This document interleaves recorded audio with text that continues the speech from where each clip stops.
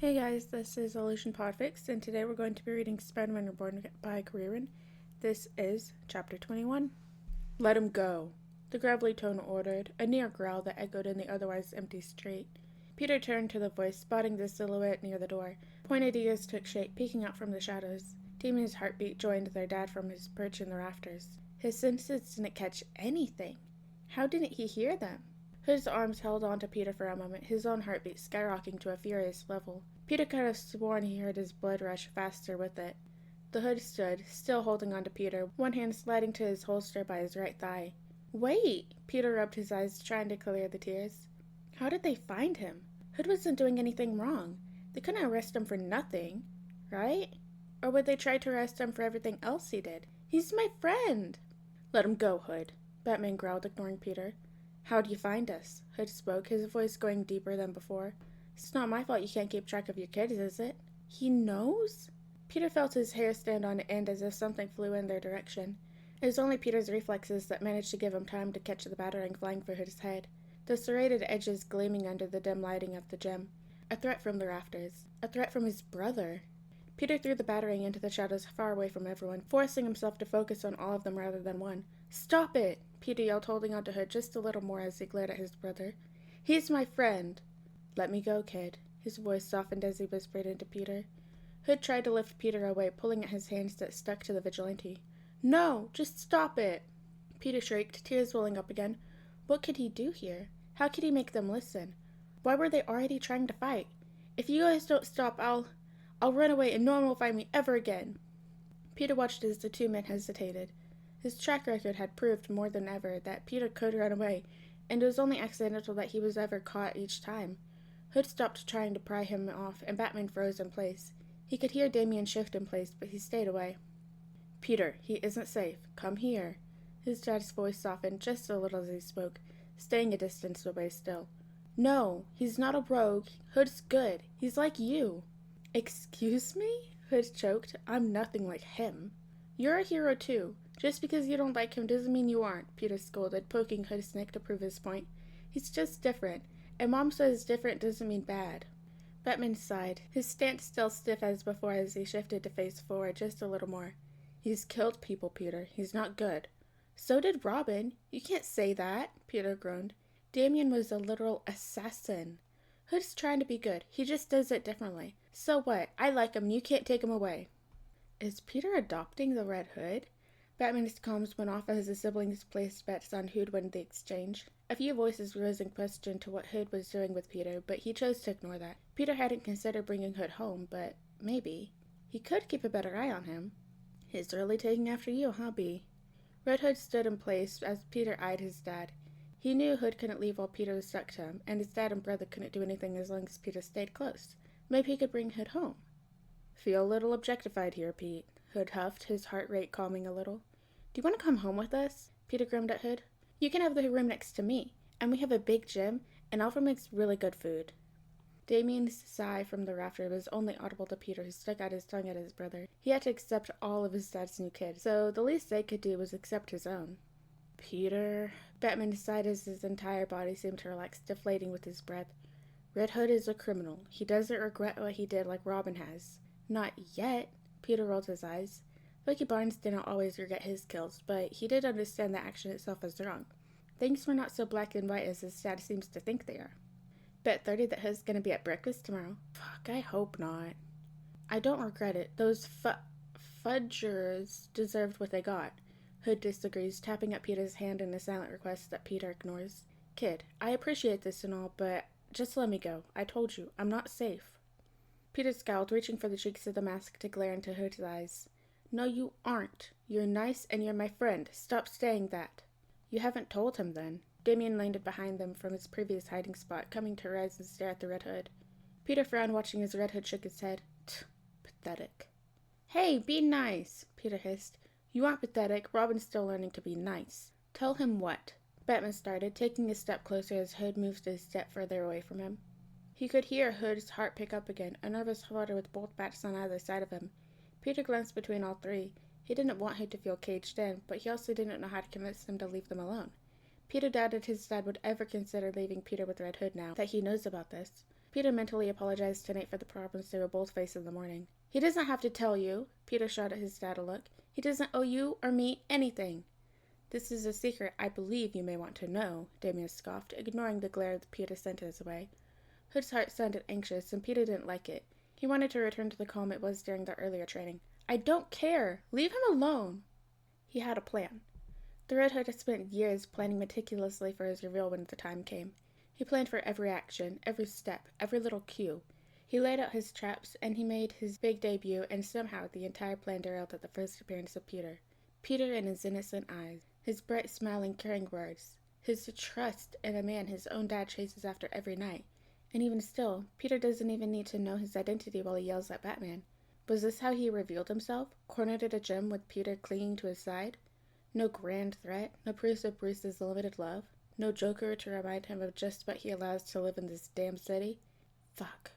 "You care," Damien sighed, staring at Hood through the domino mask. The red and yellow of the Robin suit clear under the dim lighting of the gym. How much longer till Peter wears it? How long would Peter last in it? Is he really doing this here?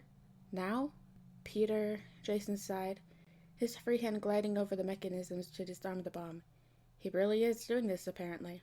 Peter's doe eyes peered at him curiously, looking years younger than he already was. Bruce stood at the ready just a few paces away. He knew the man would be there in an instant if Jason tried anything. Not that he would dare with Peter in his arms. He would have shot the old man already if it wasn't for Peter. Lifting his mask free from its head, Jason focused on Peter. "I'm sorry I didn't tell you earlier." The silence felt so loud despite Peter hearing all their hearts. Hood's was racing, panicked, and anxious. His dad's ticking up a little before evening out, and Damien's stayed consistent. The Red Hood looked like... "You're the stalker!" He was the guy who carried Peter out of Crime Alley the first time he went. The same guy that showed up around his school after the Joker incident. Peter eyed the stripe of white hair in his hair curiously as Hood choked. The stripe reminded him of a skunk's, or badger's. He wondered why the stalker dyed his hair that way. It definitely wouldn't help if he was trying to stay anonymous. "J-Lad," his dad started, confusing Peter for a moment. "J-Lad?" Peter studied the man before him again. The blue eyes stared back at Jason so heartbreakingly earnest, a faint scar in the shape of a J on his cheek.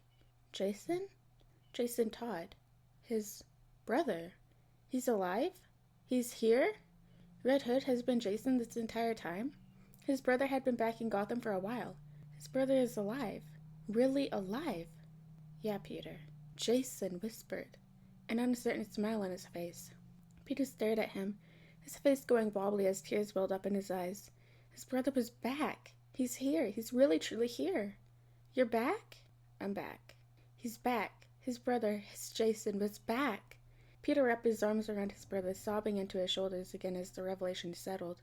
Jason really was alive, and Peter was right. He didn't die, and he's home. Peter was never letting him out of his sight again. He won't lose him ever again. He'll become Spider-Man now if he has to. He'll shove trackers in all of Jason's shoes. Jason was alive. He failed, but he's alive. Somehow. In some way. Jason came back. Bruce froze as both his sons stared at each other. Peter sobbed into Jason's neck, clinging to him as tightly as he could without harming his brother. Jason, on the other hand, stood frozen in place with his arms holding Peter protectively. When he tracked the pattern of Red Hood at the gym, he had expected to find an illicit hideout. He expected to find guns and bombs. Maybe even bodies were more likely. After everything, after all his careful plans and preparations, he had not expected his son to be inside while crying into the rogue's arms. He hadn't expected Jason to be beneath the mask. The clues weren't red herrings. Jason was really back.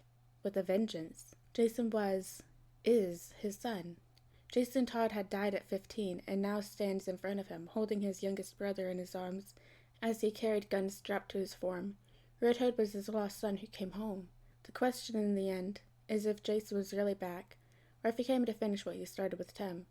He couldn't let himself fall into the blanket relief of seeing Jason's face, not without ensuring his other children were safe with him in Gotham.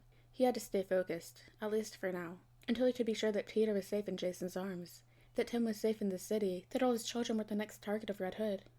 Bruce watched as Damien closed in, standing beside the two while sending brief glances to himself. He should move, intervene, or pull Peter away while he's distracted. Jason wasn't here for a family gathering after all. Taking a deep breath, Bruce stepped away from the shadows he had planned to use when he first slipped inside. He could hear the chaos within the comms, everyone hearing the name from his own lips when he saw the mask lifted from his eldest son's head. Cave. 10 minutes. Batman ordered before silencing the comms. Everyone needed time to think, to accept the news. He wouldn't be able to remove Peter from Jason's grasp. He wanted to bring him home already. Bring his son back to the manor and hear what happened. Damien knew his identity, something he would have to talk to his other son about later. For now, he has to bring his family home. Everything will be figured out later. He just had to stay focused. Peter sat in Jason's lap, glaring at everyone who stalked to the sides of the Batcave.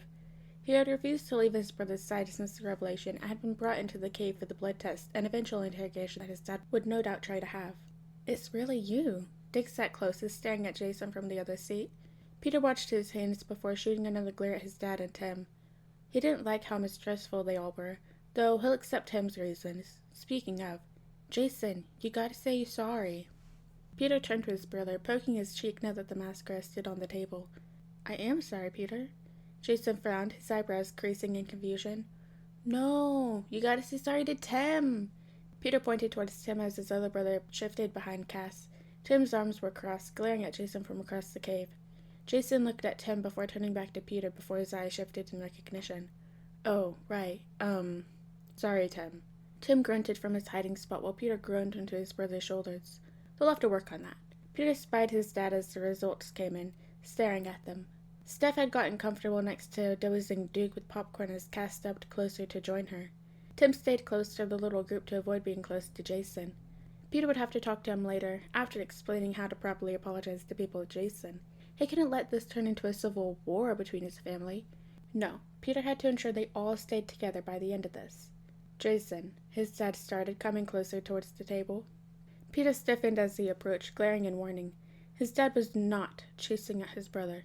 Peter, go to bed. We will talk about your play dates tomorrow, and I will call Williams about this. He already expected to be in trouble for sneaking out. Peter had managed to keep it up long enough that it had to be embarrassing that the Bruce Wayne, aka Batman, never suspected it. Still, he was not going to bed until Jason went to sleep too. No, I'm staying here. Peter crossed his arms to make his point. He would stay present for this as long as Jason was there, which would be forever. He was not losing his brother because his dad argued with him. Peter still hates when Tim and Dick leave, but they also haven't just come back from the dead. Peter, maybe you should get some sleep. Jason nudged his side gently as Peter tugged on his brother's jacket to wrap in front of him. Nope, I'm not going to bed. If Dad wants to talk to you, then I'll stay right here. I will watch him, Cass signed from beside Steph, frowning already at the argument. Peter considered it. Cass would be best at keeping both of them calm, and she would keep Jason from leaving. Still, he didn't want to leave Jason's side already. He's just gotten him back. Please, Daddy, I don't want to leave Jason.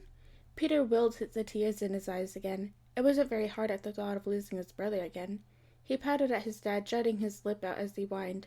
He could already see his dad crumple at the request. It's past your bedtime, kitten. His mom entered the cave, her arms crossed. And here you've been skipping out on enough of them already. If you sleep now, maybe we'll still let you have lap time with Tim from the summer. Tim's head shot up at these words, eyes bouncing between them. Why am I being punished? Peter gaped at his mom's ultimatum. The entire summer? They were just making headway in Stark's tracking system. It would be ready for them to use in the field by then. Peter turned to Jason. He couldn't just leave his brother. But Peter couldn't fall into that trap. He would already be in trouble for sneaking out, especially for the numerous occasions it happened. And if Damien added what he knew, I'm already in trouble. I'm staying. Peter, buddy, brother of mine, reconsider. We're almost done with the new lines of code. They're almost perfect. Tim offered from his seat.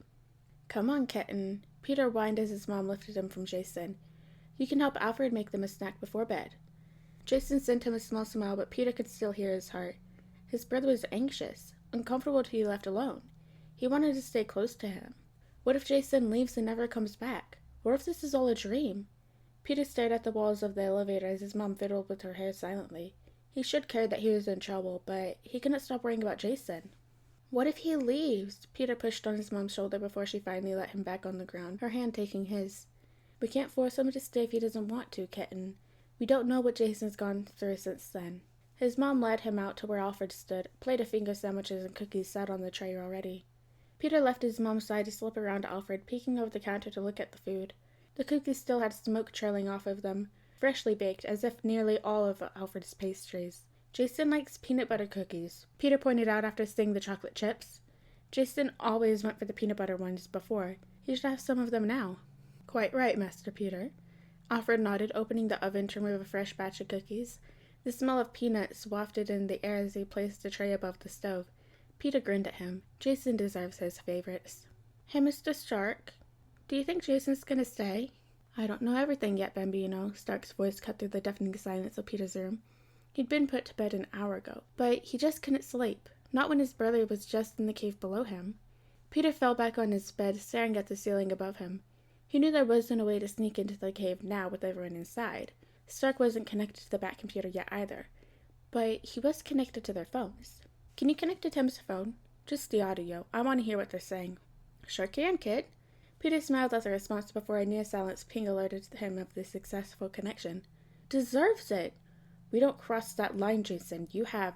His dad's voice cut off as another voice joined in, his mom's soft tone sharpening as she spoke. Enough! Bruce, we are not here for a fight. And Jason, believe me, there is nothing more we all want than for the Joker to die. The fact of the matter is that you cannot expect Bats here to turn his back on his own beliefs. Trust me, I've tried. Now both of you will grow up right now and remember that there is a little boy sleeping upstairs who wants nothing more than his family to be together again. The Joker will get what's coming to him, but right now, you all will go up to your rooms and sleep.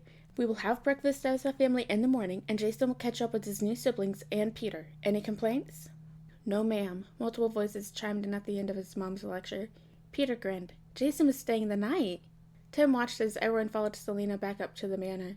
He stayed far away as Jason was led to the elevators by Selena's hands, the others walking a step behind them. Still, he stayed around the table, watching the entourage. Jason, the Red Hood, was staying the night. He doubted he'd get any sleep with the enemy inside the manor. Closing his eyes, Tim forced himself to calm down. It wouldn't do to let his anxiety have full reign, not while he was so close. Tim knew there was no point arguing with Peter. He'd fight to keep Jason at home now that he's back, forgetting everything Red Hood has done since he came back to Gotham. Tim's eyes opened after a moment, spotting Bruce leaning against the table, his eyes unfocused, staring at the back of the cave where the Robin Memorial stayed. He wondered if Jason would have tried to kill Bruce again if he saw it, if Peter wasn't there. Just how much of Jason they saw tonight was the real thing, and how much of the Red Hood Tim saw that night was real. Fishing his phone from his pocket, Tim dialed the apology note from Stark. Peter must have eavesdropped. What is it? Bruce asked, his head turned to face Tim.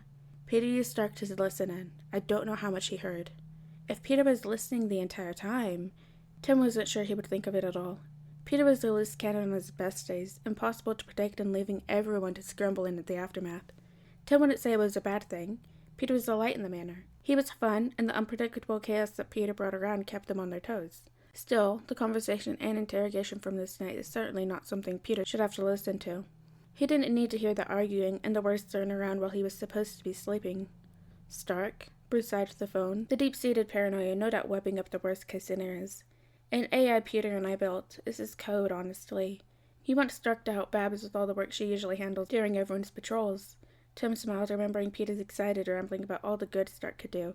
He almost missed the eyes of his pseudo-father. Something distant and heavy flickered past them, the only break from his usual facade. Tonight must have been worse on him than Tim first thought. We don't need it. Pushing away from the table, Bruce made his way to the elevator. Tim quickly sped up to join him. AI can be dangerous, Tim. Stark is helpful. I'll add some extra limitation of saddle-out, but I really think this could make things a lot easier for Barb and us. Hacking, tracking, pattern recognition. He'll handle all of that for us. Tim waited for some form of rebuttal from Bruce, watching the man as they entered the small space. Bruce stayed silent, only a tired grunt passed his lips. It wasn't total disapproval. Tim chose to pretend he agrees for now. It's been a long night for everyone, and he doubted it was ending for him anytime soon. Jason? Peter knocked quietly on the door with his heartbeat. Peering inside to see Jason sat on the edge of his bed. Can I sleep with you? He tried to go to sleep once everyone left the cave, but the heartbeats were so loud. The man was always loud, more so when his dad brought in kid after kid, and Peter's hearing skyrocketed. Everyone's heartbeats filled his ears, their breathing and their nightmares. Tonight it was louder. A new heartbeat that wasn't all that new reverberated within the walls. A haunting beat that Peter couldn't stop himself from focusing on. Come in, Pete. Jason patted his bed, moving the comforter out of the way as Peter climbed under them. You should already be asleep. I can't. Peter focused on his brother's face. The little scar that seemed so much bigger now. Jay. The Joker. I'm scared I'll wake up and you'll be gone. He got his powers from the Joker's stupid attack on the museum. He could connect the dots from what he heard. Jason was killed by the Joker. Tim had been tortured by the Joker. His dad was haunted by the clown. Peter might have been the curse, but the Joker was the catalyst. He's the one involving himself in Peter's family, tearing it up bit by bit, haunting them every night, even when he's locked up in the asylum. Sleep. I'll be here when you wake up, Jason soothed, joining him on the bed as he pulled Peter closer. I promise. Alright guys, and that is the end of chapter 21 of Spider-Man Reborn by Carreran. I hope you guys liked it, and I'll see you in the next chapter.